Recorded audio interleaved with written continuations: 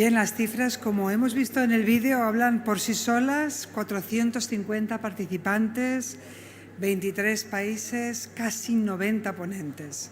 Pues vamos a iniciar ya nuestra primera mesa de trabajo, nuestra primera mesa de debate, que va a versar sobre el modelo energético y desarrollo sostenible. La clave, ahora nos van a detallar los expertos, va a tener que pasar sí o sí por el desarrollo de un nuevo modelo energético que integre energías renovables y que sea sostenible, eficiente y respetuoso con el medio ambiente. Esta mesa de debate va a estar moderada por don José Folgado, que enseguida ya viene para aquí con sus invitados.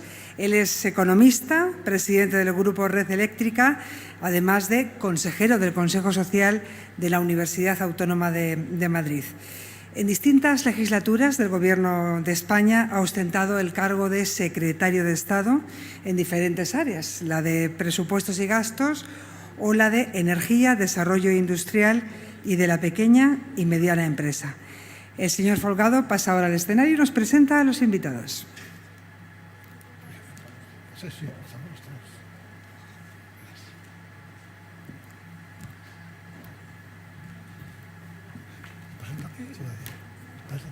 Seguimos acá. Yo me siento mal.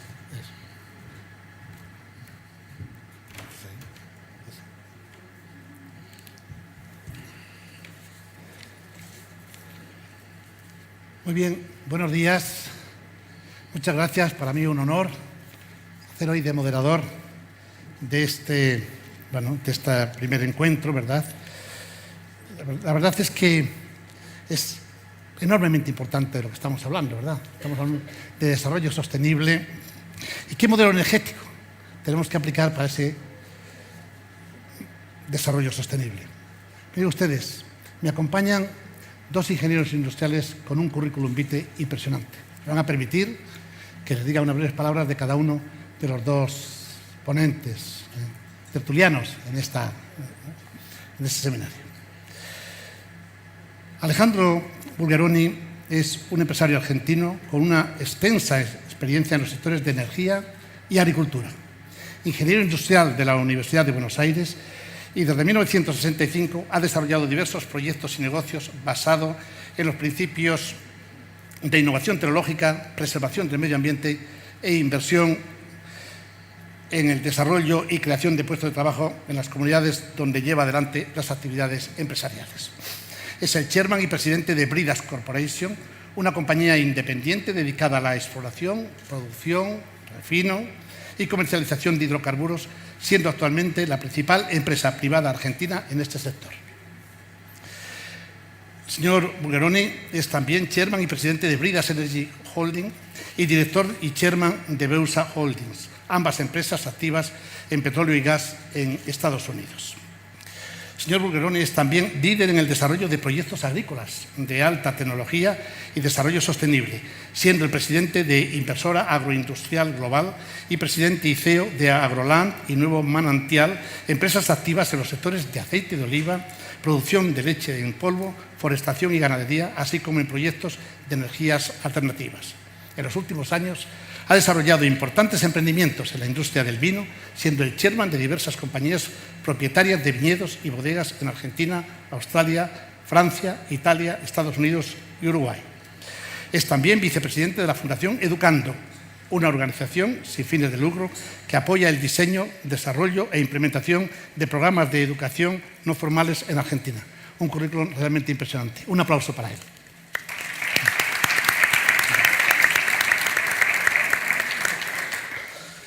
Don Antonio Jardén, mi amigo Antonio Jardén, es también ingeniero industrial por la Universidad Politécnica de Cataluña.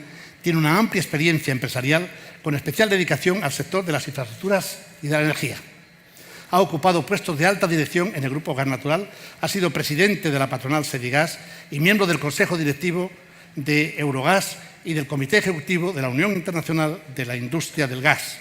Forma parte de la Comisión Ejecutiva y de la Junta Directiva del Club Español de la Energía, es presidente de FUNSEAN, miembro del Consejo de Acción Empresarial de la COE y del IE Business Leadership Forum y patrono del Real Instituto Elcano de Estudios Internacionales y Estratégicos y de la Fundación Princesa de Girona, entre otras responsabilidades. También es muy amante de la lectura y de la música. A esa música vamos a ponerle letra ahora en estos minutos. Queridos amigos, hablar de desarrollo sostenible entendemos todos qué significa. ¿Cómo actuamos hoy? ¿Qué pautas de comportamiento estamos teniendo en el desarrollo económico para no hipotecar el crecimiento de mañana? Esta es la gran preocupación.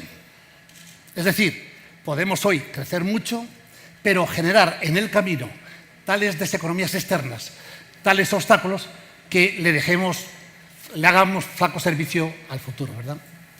De todas maneras, en el tema de la energía, históricamente, hay que reconocer que el tema medioambiental ha palidecido frente a otros dos objetivos, el de la seguridad energética y el de la competitividad. La energía es tan importante para el desarrollo de los pueblos que, desde luego, incluso los ejércitos de los países más poderosos han tenido como uno de los objetivos fundamentales garantizar el suministro energético de sus países en todo el proceso de exploración, transporte, etcétera, refino y, en definitiva, llevar la energía a todas y cada una de las empresas y los hogares de cada país. Este ha sido el objetivo más importante. Primum est vivere, et deinde philosophare, como decían los latinos, ¿verdad? Junto a eso, naturalmente, la competitividad, claro. Pero el tema del desarrollo sostenible, el tema de la sostenibilidad ambiental, como que ha palidecido. Hombre, es verdad que algo sí se ha hecho a lo largo del tiempo. De hecho, cuando yo vine a Madrid por primera vez en el año 64, recuerdo que había una nube increíble que sobrevolaba sobre la capital muchos días, debido precisamente a las calefacciones de carbón, debido también a la contaminación de los automóviles, y naturalmente se han llevado a cabo acciones para hacerlo más sostenible. Pero no cabe duda que hay un problema mundial. Tanto es así, y aquí es a lo que me quería referir ahora de cara a la primera cuestión que planteo a los ponentes, que por primera vez, en noviembre del año 2015, todos los países de la Tierra, 193 países, deciden llegar a un acuerdo para contaminar menos, porque se piensa que es causante del cambio climático. Un problema muy serio.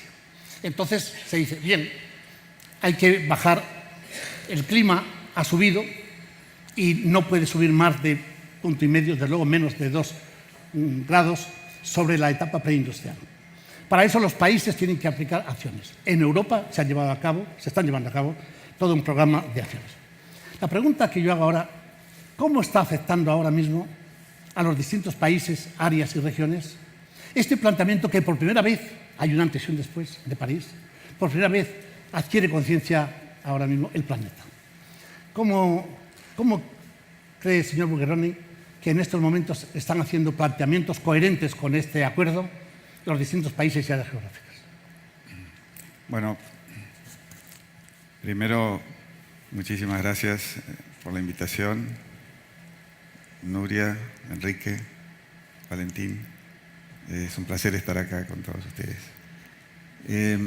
Yo creo que el Acuerdo de París al que te estás refiriendo es muy, muy relevante, donde hay muchos países que han decidido consumir menos hidrocarburos fósiles y, lo principal, consumirlos mejor.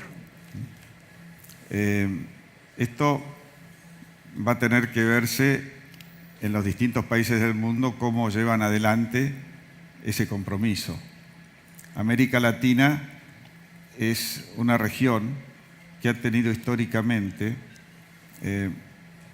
un nivel de emisiones de carbono muy bajo, y eso principalmente debido a la generación de energía hidráulica, y ahí tiene mucho que ver Brasil, pero también Argentina y otros países, aunque el petróleo ha sido un factor muy, muy importante. Lo que sí, en América Latina no ha habido grandes zonas donde el carbón ha generado toda la contaminación. En el caso de Argentina, el desarrollo ha sido principalmente en gas, que es de los fósiles el menos contaminante, y la ecuación energética argentina está por arriba del 50% en gas. O sea que esto es muy interesante y se seguirá trabajando en esa línea, principalmente con el desarrollo de energías renovables. El problema de las energías renovables es que hay que ver cuánto de eso podemos utilizar. Yo creo que en el caso de eólica y en la energía solar hay grandes desarrollos tecnológicos que han bajado el nivel de precios de la energía, pero todavía el tema de la intermitencia es lo que hace el problema con estos dos tipos de energía. Creo que va a ser muy importante el desarrollo en el futuro, más de lo que ha sido en estos años, pero acá la tercera pata es el almacenamiento de energía. Y creo que en este momento hay muchas empresas en el mundo que están trabajando a gran velocidad e invirtiendo mucha plata en lograr. Ya tenemos acumulación de energía importante, pero ahora tenemos que bajar los costos. Para que esto sea posible, tenemos que tener costos muy competitivos y hay una gran cantidad de estimaciones que lleva entre 5 y 10 años el momento en el cual podremos tener menores costos para lo que es el almacenamiento de energía. Ya se ha anticipado algo hablando del tema de las renovables, pero yo quería insistir en algo importante. Durante muchas décadas el petróleo y el gas han sido predominantes. Es más, yo creo que van a seguir siéndolo. Estando yo de secretario de Estado de Energía, la seguridad de suministro a la que hice referencia motivó el que llevásemos adelante una duplicación de la capacidad de las plantas regasificadoras que teníamos, y se hicieron otras muchas, porque entendíamos que la seguridad de suministro en un país que no tiene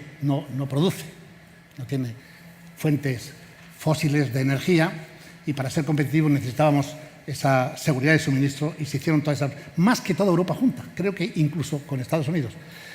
Bueno, Antonio Jardén, que es presidente de Nagas, desde luego, y lo sabe todo en esta materia, antes de entrar en lo que será a largo plazo, estamos hablando de transición energética, y ya sabemos lo que están apuntando al 2040 y al 2050. En Europa se están planteando ya acciones muy valientes en cuanto a cuánto pueden representar las renovables a 2040 y a 2050. Incluso se está hablando en el Parlamento Europeo que hay que llegar al 100%. Bien. Hasta el 2050 quedan muchos años, hace falta la seguridad de suministro y hace falta optimizar los recursos. ¿Cómo compaginar desarrollo sostenible, menos contaminación, pero crecimiento económico sostenido? Y el gas está jugando y puede seguir un papel muy importante. ¿Es así, Antonio? Pues bueno, muchas gracias, don José Folgado. Gracias a los organizadores, a CEAPI, por invitarme, gracias a las autoridades que están aquí, y entro directamente en materia. El moderador y Alejandro Bulgeroni lo ha comentado también, nos hablan un poco de este proceso de transición energética que evidentemente hay una característica fundamental que va a ser global e imparable. Imparable porque da la impresión de que, por ejemplo, a pesar de la retirada norteamericana de los acuerdos de París, la respuesta que ha habido, al menos a corto plazo, del resto del mundo ha sido absolutamente clara. Por lo tanto, el proceso de descarbonización en el cual después entramos, yo creo que es imparable. En segundo lugar, como comentaba don José Folgado, la seguridad de suministro es global. Prácticamente no hay ningún país que pueda ser autárquico desde el punto de vista de seguridad de suministro.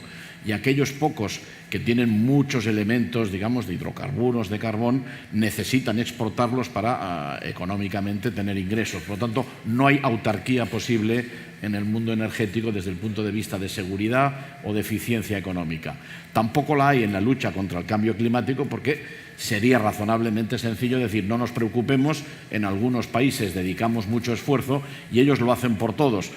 No se va a resolver el problema, ¿no? Por lo tanto, esa transición es importante. Todo el mundo está de acuerdo bueno, todo el mundo, yo soy gasista y digo que todo el mundo está de acuerdo en que el gas va a tener un proceso importante, pero creo que lo podemos objetivar. Mire, no tengo una pizarra aquí, pero háganme caso, créanseme, hay una ecuación que dice que, por simplificar, las toneladas de CO2 de un país es igual al producto de 4 factores. Al producto, la población, la renta per cápita, la intensidad energética y la intensidad de carbono. Háganme caso, si lo desarrollan ven que queda CO2 igual a CO2 y funciona, es equivalente. La población no va a bajar, nadie quiere, puede haber algún país que decrezca la población, pero esto tiene muchos problemas. Por lo tanto, la población en general del mundo va a subir. La riqueza, salvo algún grupúsculo muy especial, nadie quiere ser mañana más pobre que hoy. Por lo tanto, el segundo factor de la ecuación también sube hacia arriba. Solo podemos incidir sobre la intensidad de carbono, que es cuánto carbono emitimos por unidad de energía que utilizamos, y ahí es donde las renovables juegan un papel, pero con 2 líneas rojas. Lo ideal sería que este factor fuera 0 y la ecuación nos daría 0. Pero, como ha dicho Alejandro Bulgeroni, el renovable es intermitente por naturaleza y aún no hemos dominado, y quizás pase un tiempo, la ecuación de almacenamiento. La otra línea roja, no la olvidemos, si tuviéramos todo nuclear, también sería 0 el factor de emisión de CO2, pero no parece que el mundo, que las sociedades hayan optado claramente por esta vía. Por lo tanto, el cuarto factor nos puede y nos debe ayudar, pero tiene algunas limitaciones. Y para no alargarme, quiero incidir un poco en el tercero, que es la eficiencia energética. Es decir, ¿qué nos cuesta en términos de energía una unidad de PIB? El mundo es mucho más eficiente hoy que hace 15 años. Todos los países con matices.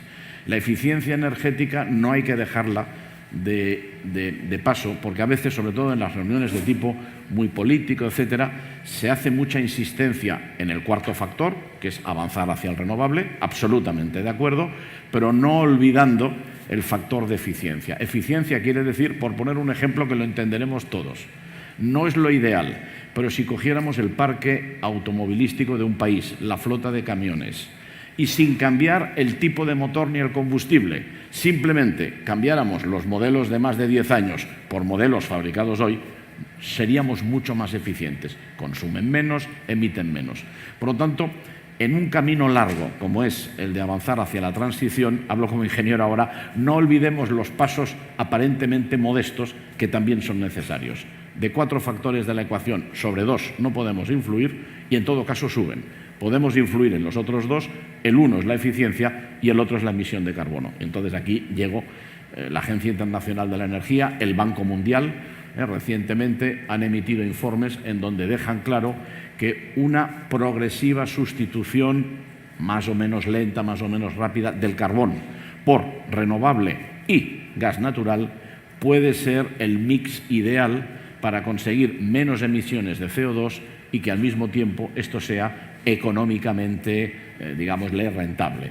Yo diría que este es un poco el camino y es en el que intentamos trabajar, yo creo, todos los que estamos en este sector. Sin duda, en Europa, en la Unión Europea, están haciendo un planteamiento muy claro, en el medio y largo plazo, de hacia dónde tenemos que ir en materia de reducción de emisiones, en materia de incremento del porcentaje de protagonismo que tienen que representar las energías renovables y, como decías, Antonio, el tema de eficiencia energética. Es más, los estudios que hay reconocen que a nivel mundial se está ganando en eficiencia energética, o dicho de otra manera, que el crecimiento de la demanda de energía por unidad de producto está siendo inferior a la unidad. En España, por ejemplo, la energía eléctrica el año pasado aumentó menos del 1% con un crecimiento del PIB superior al 3%. Esto no había sido antes históricamente. Bien, es verdad que ha habido aspectos concretos de desarrollo tecnológico que han favorecido esto. Por ejemplo, las luminarias LED, pues casi reducen en un 90% con la misma luz que las clásicas, ¿verdad? Pasa con los electrodomésticos también. Hay un reto muy importante que se está planteando ahora también, es el de la edificación, por donde se va a nivel de Europa cerca del 40% de las emisiones y del consumo de energía. ¿Qué se hace ahí o qué se debe hacer? Desde luego es un mundo donde puede haber mucha actividad en orden a ganar en eficiencia, ¿verdad? El otro tema, el tema de las renovables. Como decía Bulgeroni, con mucha razón, ha bajado el precio en el mercado, ¿verdad?, de los productos relacionados con las energías renovables. Da igual los molinillos solares o todas las plantas, en fin, incluso las termosolares y, por supuesto, las fotovoltaicas, etc. Ha bajado el precio y por eso se está introduciendo de manera bastante masiva. Tienen, digamos, un activo y un pasivo las renovables. A todo el mundo se nos llena la boca, y con razón, de las grandes ventajas que tienen las renovables desde el punto de vista de que son energías limpias, no contaminantes. Diversificamos la fuente de energía. Y en el caso de España, que tenemos una dependencia energética exterior muy superior, por ejemplo, al resto de países europeos, las energías renovables lo que contribuyen es a reducir tu dependencia energética exterior. También un valor añadido. Pero tienen, como decía Bulgeroni, un inconveniente. Y es que no son gestionables, son intermitentes la mayoría de las energías renovables. Y aquí es donde realmente, en todo este periodo transitorio, tienen que jugar en una especie de equilibrio la introducción de renovables y las energías convencionales, en la medida que las energías convencionales hagan menos emisiones. Y este es el juego, me parece a mí, no sé qué tenéis que decir sobre este tema, luego entramos en otros, pero me parece que este es un tema vital porque al final es lo que nos conduce a un modelo auténtico. El problema está en todo un periodo transitorio. No podemos hablar ahora, pensar, ¿qué va a haber en 2050? Bueno, pues no sé si en 2050 ya el 100% de las energías son renovables, ¿verdad? Pero lo que no cabe duda es que en este periodo, sin duda ninguna, tenemos que ver cómo se compagina la introducción de renovables con la seguridad de suministro, la estabilidad del sistema, etcétera. Porque ese es un problema realmente importante, ¿no? ¿Es así? Sí, correcto. Yo creo que tenemos que ser tal vez un poco más realistas en cómo se dan todos estos fenómenos de cambio, ¿sí? Porque a principios del siglo pasado el 75% de la energía estaba provista por el carbón. Y cuando apareció el gas y el petróleo, todos pensamos, bueno, los que estaban en ese momento, pensaron que iba a ser posible terminar con el carbón. Ha pasado un siglo y hoy en día el carbón toma el 30% de la generación de energía. Entonces, no es fácil y ha habido suficiente gas y suficiente petróleo para hacer esa gestión. Entonces, pasar ahora a las energías renovables no va a ser un tema que se va a poder hacer. Lo primero que tenemos que hacer, y es lo que decían sobre el tema de desplazar al carbón. Para mí es el tema más importante y el tema que nos va a generar una reducción más rápida de las contaminaciones que tenemos en todo el mundo. Yo creo que ahí hay que poner inversiones y esto se tiene que hacer principalmente por el gas natural. El gas natural puede reemplazar perfectamente al carbón porque se usa para generación de energía eléctrica y entonces veo que ahí va a haber la primera gran baja y no va a ser rápido, va a durar un tiempo que hoy va a ser menor por el efecto del aumento de las reservas de gas en el mundo. O sea, las nuevas tecnologías han sido muy impactantes en poder tener más reservas de gas en distintas partes del mundo.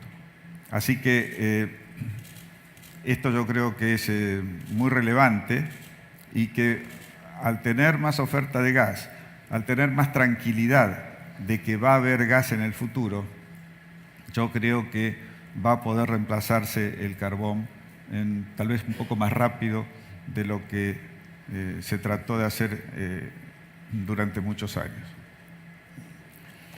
¿Estás de acuerdo? Sí, yo estaría totalmente de acuerdo con lo que el señor Bulgeroni dice e incluso incidiría un poco más. Veamos, carbón va a tener que seguir existiendo por un motivo de sentido común, porque es que en general es barato y está al acceso de casi todos los países. Por lo tanto, tampoco pretendamos que este cambio sea súbito. Lo que sí tiene que ser es un tránsito ordenado. Ha habido en algunos momentos, especialmente en Europa, que por una ansia de ir más rápidos y, si me permiten la expresión, ser los mejores alumnos de la clase, se han hecho saltos hacia renovable en volumen que quizás tienen poco sentido desde un punto de vista técnico. No he visto al embajador alemán, pero si está adelante, lo que voy a explicar ahora lo digo con todo el cariño.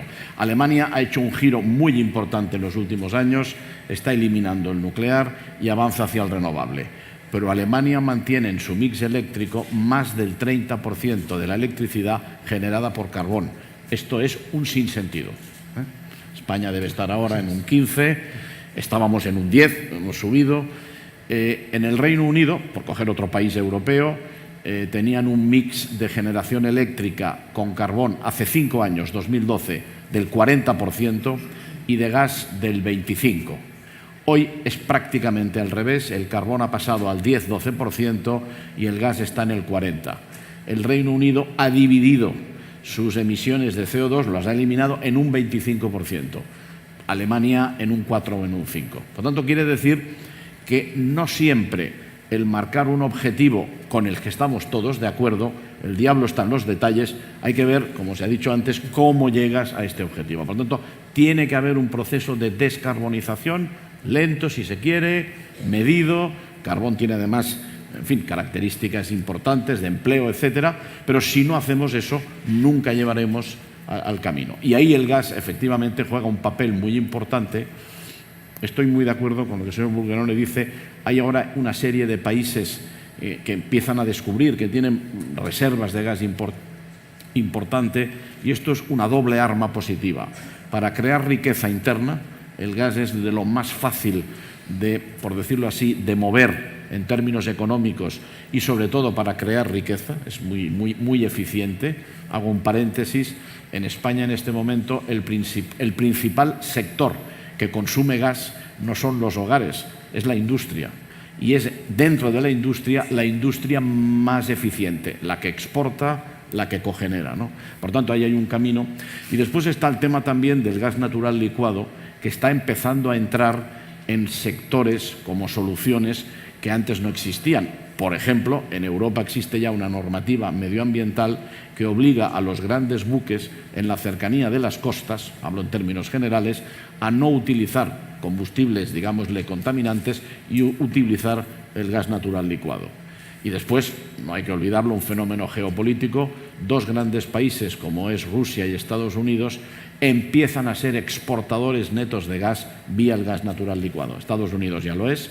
En España recibimos ya habitualmente cargueros, metaneros con gas natural licuado americano. En Europa se ha notado un ligerísimo repunte en los precios la última semana de gas. ¿Y saben ustedes por qué? Por los huracanes del Caribe y de Estados Unidos, que han retrasado 6 buques, solo 6, que tenían que haber salido on time de determinados sitios del Golfo de México y no han llegado, no digo a España, a Europa. Esto ha encarecido en medio euro por megavatio hora el precio del gas. Por tanto, estamos en un mundo global y ahí estoy totalmente de acuerdo que el gas va a jugar un papel de industrialización en los países que lo tienen o que lo están descubriendo y de exportación. Y eso va a ser un mercado global al que, afortunadamente, pues no solo no nos resistimos, sino que nos va a ayudar en ese proceso. Y termino diciendo, Rusia va a empezar a exportar gas, ayer estaba con el embajador ruso yo, va a empezar a exportar gas natural licuado vía el Ártico el año que viene. Por tanto, estos son fenómenos que se van a ir moviendo con independencia de cualquier otro tema. Sí, adelante. Permite. Hace algunos años yo hablaba de la comoditización del gas natural y realmente se está dando. O sea, pero el factor determinante fue las nuevas tecnologías que permitieron producir las arcillas generadoras de petróleo y de gas que antes no se podían producir. Y esto es un desarrollo de los últimos 10, 15 años que ha logrado bajar los costos y hoy con $3 el millón de BTU en Estados Unidos se puede producir muchísimo gas. No sé en el futuro cuál será ese precio, porque seguramente el precio de largo plazo va a ser un poco más alto. Pero las reservas han crecido tremendamente y bueno, eso es lo que hace que se da más seguridad. Empiece a haber plantas de licuefacción y entonces empiecen a flotar barcos de LNG en todo el mundo y entonces pasa a ser igual que el petróleo. Y entonces se va a usar igual que se usa el petróleo hoy. Esto es lo importante. Yo quisiera agregar también que en muchas reuniones sobre la energía hace algunos años la gran preocupación era cuándo se acaban los hidrocarburos. Esto era una preocupación gravísima. El Club de Roma. En todos lados. Y hoy démonos cuenta que ya estamos pensando en ¿vamos a usar hidrocarburos fósiles en el futuro? ¿Cuándo se dejarán de usar los hidrocarburos fósiles? Esta es la pregunta hoy. Entonces, acá ha cambiado muchísimo el pensamiento de la gente. Creo que, evidentemente, todos los problemas de contaminación que sufre el mundo. El calentamiento global existe. Si los gases de efecto invernadero son los que han llevado a ese calentamiento global o no, yo tengo mis dudas, pero no vamos a discutir eso acá en este momento. Pero la realidad es que la contaminación hay que bajarla. Y ahí estamos todos de acuerdo. Como decías hace un rato, el uso más eficiente de los combustibles es lo que... y ahí creo que hay un problema entre los países en desarrollo y los países desarrollados de la OECD. En los 70 se necesitaba, digamos, un barril de petróleo para generar un punto de PBI. Hoy, en los países de la OECD, se necesita un tercio de eso. Esa es la eficiencia que se ha logrado en todos estos años. Pero el resto del mundo sigue en 1 o 1,20. Entonces, hay un gran camino a recorrer en cuanto a la eficiencia del consumo. Principalmente en lugares como China, como la India, donde hay gran cantidad de gente y donde este problema todavía está por verse, ¿no? ¿Puedo adelante, Antonio. Complementar una cosa que ha dicho el señor Bulgeroni, que es el tema en el mundo de la energía. Él lo ha insinuado. Yo creo que hay que ser muy humilde y muy modesto, porque él decía, hace unos años nos preocupaba el peak oil, parecía que se iba, en fin, a terminar el petróleo, estábamos todos preocupados, y después ha resultado que el mundo ha ido por otro camino. Mire, una anécdota real. Hace exactamente 10 años yo era el presidente del Congreso Mundial del GNL, un congreso que se hace cada 3 años. Lo organizamos en Barcelona y tuvimos un éxito nunca más, ni antes ni después, de asistentes. Bueno, en aquel momento el ministro estrella era el ministro argelino de petróleo, en fin, muy interesante. Y teníamos unas audiencias en las salas de 2.000, de 2.500 personas. Y teníamos, como en todo congreso, un programa, pues, de diferentes tipos de cosas. Hicimos unas reuniones más técnicas para hablar del shale gas. 34 personas en un sótano del edificio, 34 ingenieros, si me permiten, frikis, que les preocupaba el shale gas. No le preocupó a los 4.000 asistentes al Congreso. 2007. En el 2011, 2012, claro, shale gas tal, y hoy en día Estados Unidos y Rusia empiezan a exportar gas natural licuado. Perú es un país que hace 10 años pues, no exportaba, no tenía gas, tiene gas, lo consume internamente, va a consumir más y está exportando LNG.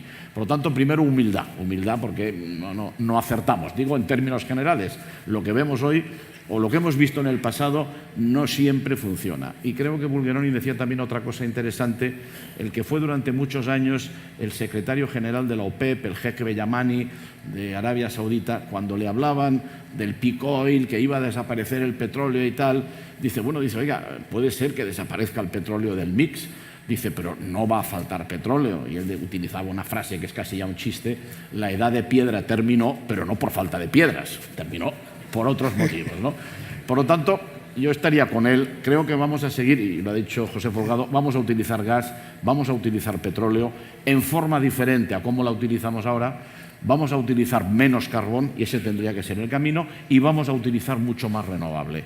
Pero el mix tiene que existir, y si no somos capaces, como un buen cocinero, de hacer con varios ingredientes un buen pastel o una buena paella, milagros no hay.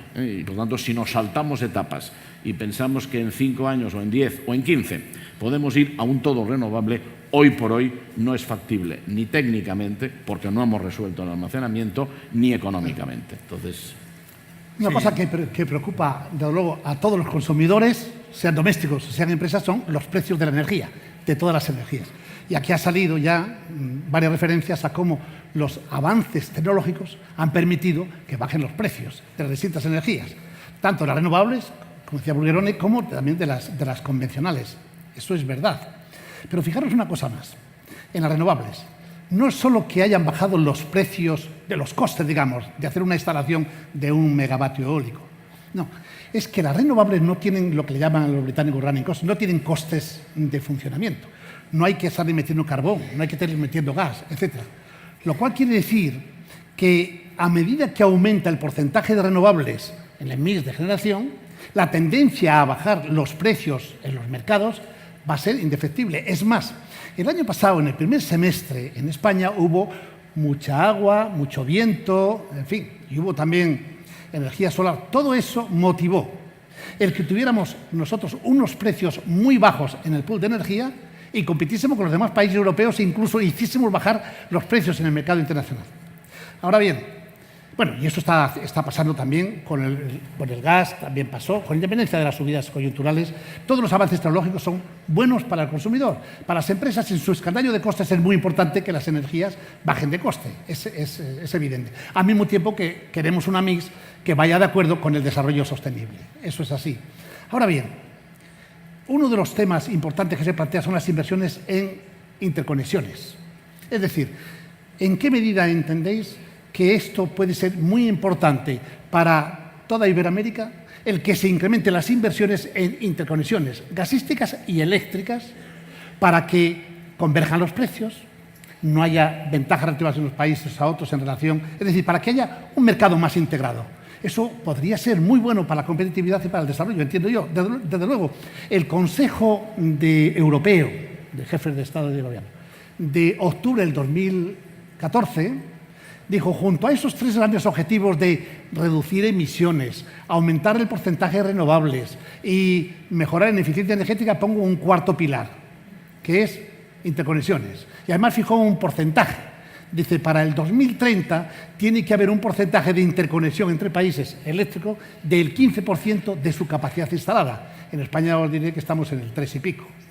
O sea, estamos muy lejos de haber unas interconexiones grandes y eso hace precisamente que haya una diferencia de precios en la energía en España frente a otros países, en particular frente a Francia, lo cual perjudica, por ejemplo, la competitividad de las empresas. Es decir, el tema de las inversiones en general, en el nuevo modelo y en particular el tema de las interconexiones, ¿cómo lo veis? También, pensando también, desde luego, en todo el mundo iberoamericano. Yo diría que con respecto a las interconexiones, lamentablemente no podemos ser muy optimistas. Yo creo que hay que seguir en ese camino, hay que hacerlo, pero si vemos hoy Estados Unidos, que tiene 4 usos horarios, sí. Y la interconexión que hay entre los estados es bajísima. Ellos podrían, por los 4 usos horarios, tener 4 picos de consumo de energía y si estuvieran interconectados, bajaría mucho el consumo. No lo están, y eso es en Estados Unidos.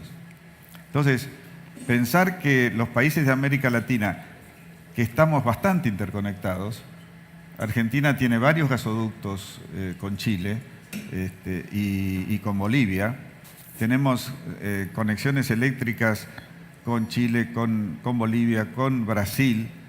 Lamentablemente Brasil tiene un problema en cuanto a la ¿cómo se llama? Bueno, la frecuencia. La frecuencia de Brasil es 60, la frecuencia argentina es 50, entonces la interconexión necesita un variador de frecuencia, algo que y eso ya será más difícil, más cara la interconexión. Pero así todo, Uruguay está interconectado, Argentina está interconectado, y estas interconexiones que en el momento son muy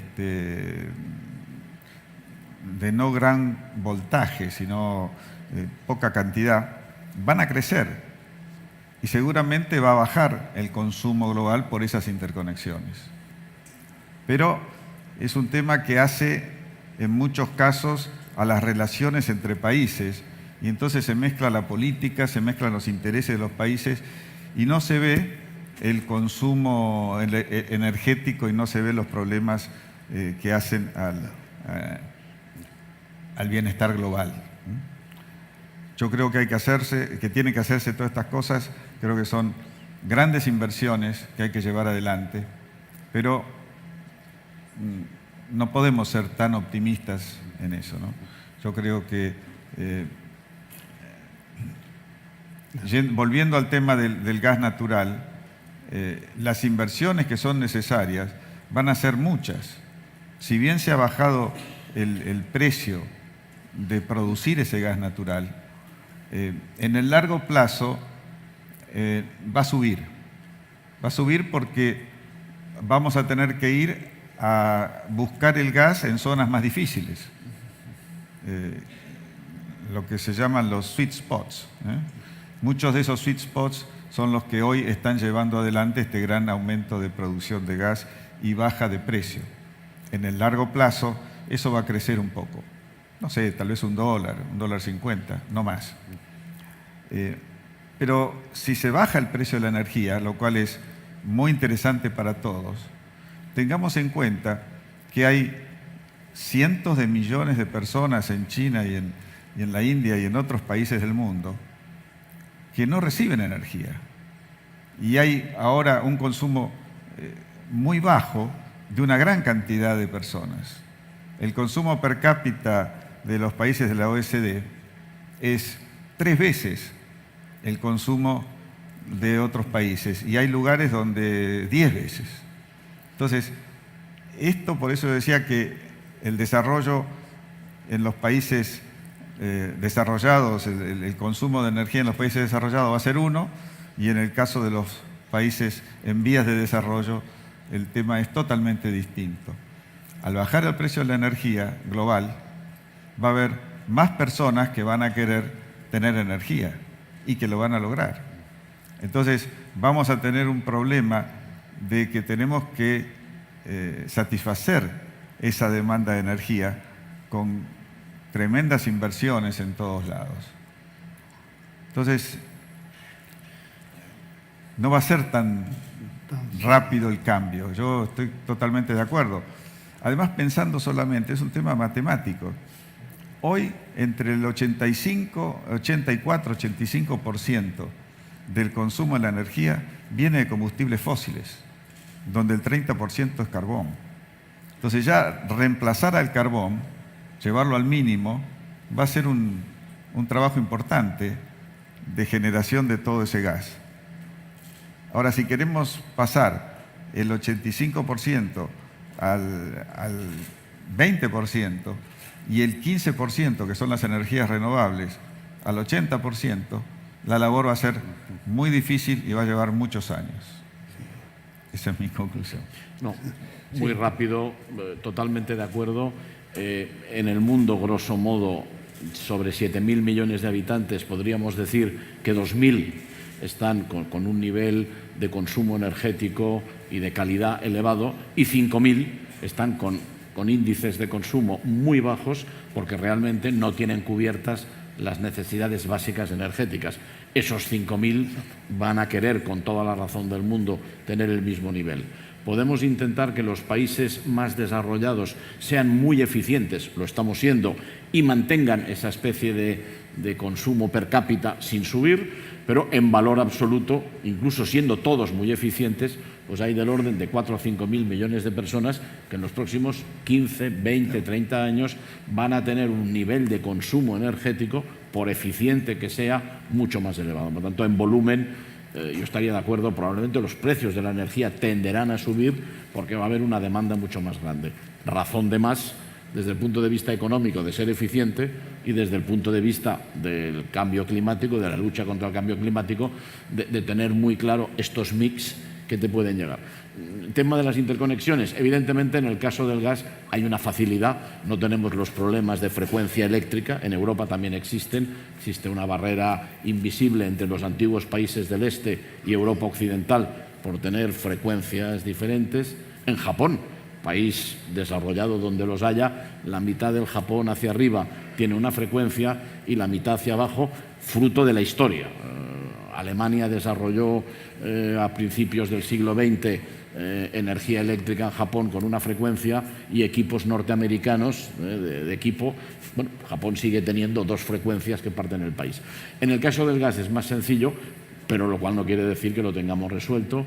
En Europa en este momento hay 2 grandes proyectos, uno ya en marcha, en los cuales Enagás está. El uno es traer gas desde el Cáucaso hacia el centro de Europa, el Transadriatic Pipeline, y el otro es mejorar la interconexión entre España y Francia, hablo en términos gasistas, también eléctricos, la electricidad está por delante en este sentido. Y simplemente decir que España, y en concreto Enagás, somos un poco ahí, modestamente, una pieza clave, ya que nosotros recibimos el gas que viene de Francia y lo podemos mandar a Portugal, Argelia y Marruecos, y recibimos el gas que viene del norte de África y lo redireccionamos. Por lo tanto, tenemos una experiencia física real de ser lo que los franceses dicen una plaque tournante, algo que entra y sale y que cuando hay problemas, y termino ya, en enero de este año en Francia tuvieron unos problemas determinados en generación eléctrica, además hizo mucho frío y tuvimos que quemar mucho más gas en España para generar más electricidad que fue mandada a Francia. Y cuando normalmente es al revés. Por lo tanto, estamos en un mundo mucho más interconectado.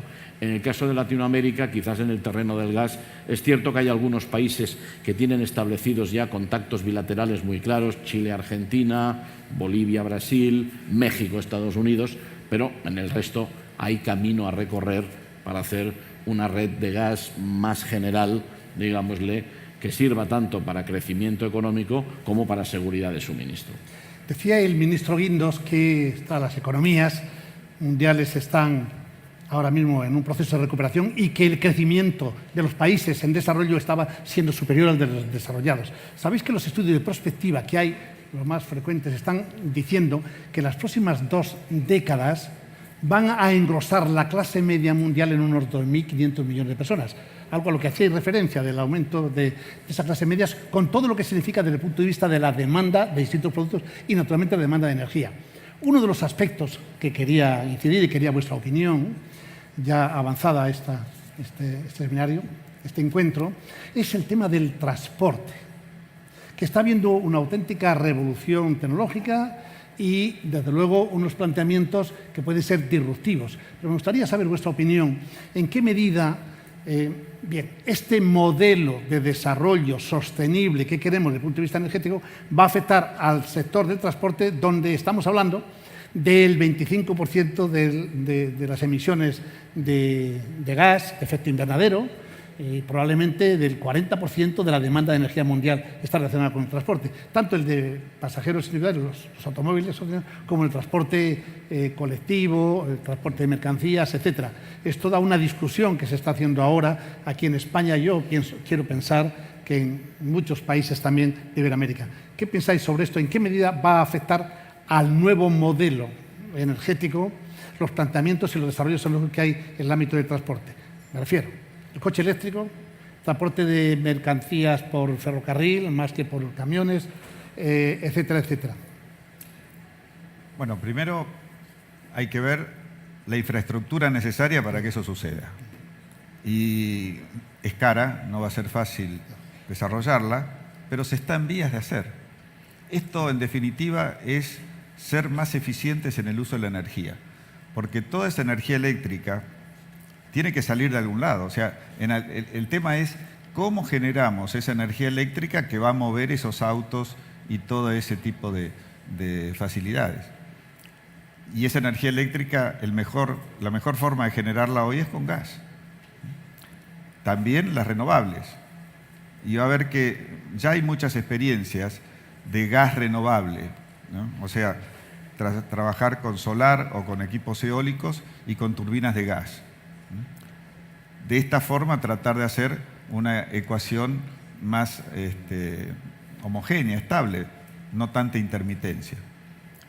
Pero ¿cómo se va a generar esa energía? Hay que buscar de generarla de la forma más eficiente, menos contaminante. Y los autos eléctricos, los consumos, los transportes a través de trenes eléctricos, requiere una gran cantidad de infraestructura. Y hay que hacerla. Las interconexiones, todo esto hay que hacerlo. Va a llevar tiempo y va a generar inversiones muy importantes en todos estos sectores. Bueno, yo, por apuntar también en esta dirección, primero recordar que incluso con las tecnologías habituales hay una jerarquía, digámosle, en los modos de transporte. El menos contaminante, cogido grosso modo por volumen, es el barco, términos generales. Lógicamente, no podemos ir en barco a todas partes. El segundo es el ferrocarril, en bondad. El tercero es, en general, el transporte por carretera o el automóvil. Y el cuarto y el último es el avión. Ahí hay un agujero negro que hay que pensar. Efectivamente, debemos introducir, digámosle, mix eléctricos que nos permitan que, si tenemos coches eléctricos, no nos hagamos trampas en el solitario. Digo por hablar del coche eléctrico. El coche eléctrico está bien en la medida que la energía eléctrica que le suministramos es limpia. Si producimos esa energía, vamos a suponer, todo con carbón, esto no tendría ningún sentido. Yo sí que creo, por lo tanto, que en lo que es transporte por carretera, automóvil, la introducción de varias cosas. Lo que decíamos, eliminar los modelos más antiguos porque los nuevos son mucho menos contaminantes. Introducir coches híbridos y coches eléctricos, probablemente en este sentido y en este volumen, nos permite mejorar mucho esto de aquí. En el caso de los barcos, lo he comentado, la utilización de LNG en determinados momentos es tremendamente eficiente en términos de coste y en términos de contaminación. Y, sin embargo, el transporte aéreo, hoy por hoy, no hemos encontrado, digo, no en general, utilizando un nos papal, no hemos encontrado una solución de combustible. Es cierto que en algunos casos, y este podría ser una de las vías de innovación, se habla, por ejemplo, del hidrógeno. Podemos producir hidrógeno, por ejemplo, incluso a partir del gas natural. Paréntesis, un minuto de publicidad. Aquí en la compañía de autobuses de Madrid hay una serie de autobuses que funcionan con hidrógeno, no lo sabe nadie, emiten vapor de agua cuando funcionan, no emiten ni gases ni nada, y producen el hidrógeno con gas natural en la propia estación de Manoteras, no muy lejos de aquí, a partir de una conexión de gas natural y con unos equipos, aquello no es una fábrica, ¿no? Ustedes lo verían y parece una pequeña gasolinera. Por lo tanto, hay avances que se pueden hacer, pero insisto, el tema del transporte aéreo, que se ha doblado en los últimos 15 años con el tema del low cost, sigue siendo una asignatura pendiente porque no hemos encontrado un combustible que permita a pájaros de hierro, que pesan mucho, que vuelen, y no hemos sido capaces, ¿no? La utilización del hidrógeno, etcétera, pero bueno, estamos lejos aún de que esto funcione. Sí, hay dos temas en los que no he querido entrar, precisamente el de la fusión nuclear y el tema del hidrógeno. Yo recuerdo, estando en 2001, 2002, estando de secretario de Estado de Energía, bueno, salió un libro de Rifkin que se titulaba La economía del hidrógeno, que iba a ser la revolución, iba a ser el futuro, la solución de los problemas energéticos, ¿verdad? Desde el punto de vista de contaminación, desde el punto de vista de precio y desde el punto de vista del funcionamiento de los sistemas y del progreso de los pueblos. Bueno, pues ya han pasado de entonces 16 años y habrá que seguir esperando, aunque no cabe la menor duda de que se produce mucho hidrógeno, ¿verdad? Precisamente a partir de la vaporización de gas, ¿no? Para usos industriales y demás. Pero como elemento masivo, ¿verdad?, no contaminante para solucionar el problema del transporte no parece. Lo mismo sucede con el tema de la fusión nuclear. Hay un conjunto de países unidos en un proyecto experimental en Cadarache, en Francia. España forma parte de él. Estando yo de secretario de Estado, precisamente fue cuando se acordó y su residencia ahí en Francia, pero ahí sigue, ¿verdad?, esperando. Pero en cualquier caso, aquí se ha mencionado un tema importante, el tema de las enormes inversiones que hay que hacer necesariamente para lograr un sistema energético que permita lograr el desarrollo sostenible. Las dos cosas. La sostenibilidad, pero el desarrollo y el crecimiento de los pueblos, y más los países menos desarrollados. Por lo tanto, ahí hay un tema, un reto. ¿Y quién está detrás de ese reto para que haya éxito? Las políticas de los gobiernos, las regulaciones. Y esta es la última pregunta en estos últimos minutos que quería haceros. ¿Qué papel tienen los gobiernos, me da igual, a nivel individual, o aquí a nivel europeo, o a nivel de Iberoamérica, para lograr que este nuevo modelo energético vaya adelante y todo este periodo transitorio realmente no olvide la finalidad de desarrollo sostenible sin emisiones, pero al mismo tiempo que se quiere crecer, ganando en competitividad creándose esas nuevas clases medias? Bueno, desde ya que los gobiernos tienen una importancia muy importante, muy grande en fijar las regulaciones, pero para todo, o sea, no solamente para la producción de petróleo y gas, sino para los transportes, para la energía eólica, la energía solar, las interconexiones. Todo tiene que ver con regulaciones de los estados. Así que si los estados pudieran entender mucho mejor todo este sistema, yo creo que facilitarían las inversiones que tenemos que hacer todos para llevar adelante cualquiera de estas políticas de sustitución. Totalmente de acuerdo, Alejandro. El sector regulado, el sector energético es regulado, como lo es el financiero, como lo es el farmacéutico, como tenderán a serlo los sectores globalizados, y por lo tanto los estados, de una forma o de otra, tienen que dar las señales adecuadas para que esto que estamos discutiendo pues, se produzca, y se produzca de forma, digámosle, ordenada, ¿no?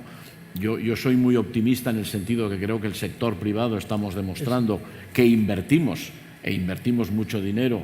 Es decir, yo creo que ha pasado ya a la historia la necesidad que el que invirtiera fuera el Estado, porque si no, no invertía nadie. Eso en términos generales no es así. Hay capital en el mundo que está dispuesto a tomar riesgo e invertir en infraestructura energética, pero claro, la contrapartida es que las señales que se den pues sean claras, sean legibles y sobre todo que no varíen cada N años pues por cambios políticos o por cambios de no sé qué, ¿no? A cambio de esto, ¿qué es lo que hay? Yo creo que hay un enorme capital privado que viene de los fondos de infraestructura, de los fondos de pensiones. Nosotros mismos en Nagas estamos en bolsa. El 95% de los accionistas de Nagas son fondos privados de todas las partes del mundo. Incluso tenemos algunos fondos soberanos que son accionistas nuestros. Por lo tanto, en términos generales hay dinero para invertir, pero claro, esa inversión en un negocio que es a muy largo plazo, que no puedes recuperar el capital rápido, ni te lo puedes llevar, porque es un negocio donde literalmente tienes unas infraestructuras o enterradas o atrapadas. Es absolutamente fundamental la confianza, llamémosle regulatoria, para poder estar haciendo, en fin, lo que estamos hablando. Sí, sin duda, bueno, en primer lugar, hay una dialéctica de si tiene que ser el sector público el protagonista o el mercado. Creo que en la mayor parte de los países la tendencia es a que sea el mercado. Pero para que funcionen esas inversiones con un periodo de maduración de muy largo plazo, no cabe duda que tiene que haber una estabilidad regulatoria, una retribución razonable, y se puede discutir sobre el concepto de racionalidad, pero los mercados te lo van marcando. Y en la medida en que los gobiernos acierten a esto, lograrán que la energía no sea un impedimento para el crecimiento, sino al revés, que impulse el desarrollo, por el hecho de que, naturalmente, la sana competencia va a hacer que las empresas puedan, en su escandallo de costes, tener un coste de la energía que les permita competir en los mercados en un mundo que vivimos ya globalizado. Bueno, pues muchísimas gracias a vosotros dos, estos dos grandísimos ingenieros industriales, empresarios, que creo que han hecho aportaciones enormemente enriquecedoras para un tema realmente muy complejo, pero sin duda ninguna, hoy día probablemente, desde el punto de vista económico, el más importante para el desarrollo de los pueblos. Muchas gracias a todos ustedes.